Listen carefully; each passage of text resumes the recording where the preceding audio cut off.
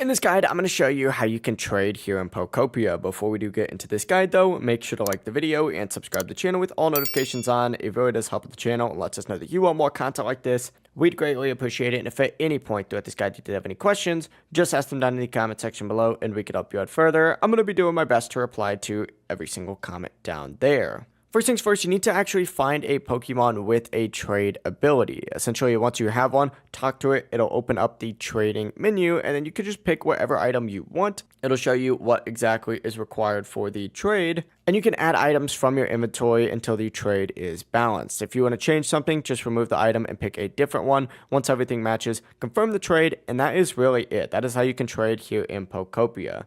If you guys did have any questions, just ask them down in the comment section below and we can help you out further. I'm going to be doing my best to reply to every single comment down there. Before you do leave this guide though, make sure to like the video and subscribe to the channel with all notifications on. It really does help us out. Let us know that you want more content like this. Have a great rest of your day though. Peace.